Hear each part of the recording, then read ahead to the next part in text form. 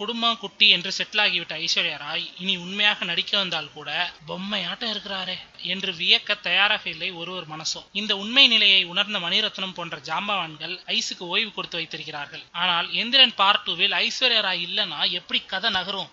அங்குதான் தன் கற்பூர புத்தியை பற்ற வைத்திருக்கிறார் சங்கர். படம் முழுக்க ஐஸ் இருப்பாரு, ஆனா முகத்தை காட்டப் போவதில்லை. சயின்டிஸ்ட் வசீகரனிடம் போனில் பேசிக்கொண்டே இருப்பாராம். எந்திரன் பார்ட் 1ல் ஐஸுக்காக தமிழில் டப்பிங் பேசிய அதே லேடியாகத்தான் இருக்கும். சிட்டி தான் கொடூரமா மாறிட்டான், அதனால மென்மையா ஒரு பெண் ரோபோ செய்வோம் என்று எமியை உருவாக்குவாராம் வசீகரன். ரோபோ எமியின் பெயர் நிலா. வசீகரனிடம் சிட்டி எப்படி என்னை காதலிக்க ஆரம்பிச்சதோ அது மாதிரி நீ நிலாவை லவ் பண்ண போற என்று எச்சரிப்பாராம் ஐஸ்வர்யா ராய். அதுக்காக தான் உடம்பில் எந்த உணர்ச்சியும் இல்லாமல் இந்த நிலாவை உருவாக்க போறேன் என்று சவால் விட்டு உருவாக்கும் வசீகரனுக்கு அந்த நிலாவால் வரப்போகும் வேறு பல சங்கடங்கள் தான் முழு படமும் என்கிறார்கள். ஐஸ்வர்யா ராய் ரஜினியுடன் போனில் பேசுவது போல காட்சிகள் இருந்தாலும் ஒரு சில காட்சிகளுக்கு க்ளோஸ் அப்பில் அவரை பயன்படுத்தலாமா என்கிற யோசனையில் இருக்கிறாராம் சங்கர்.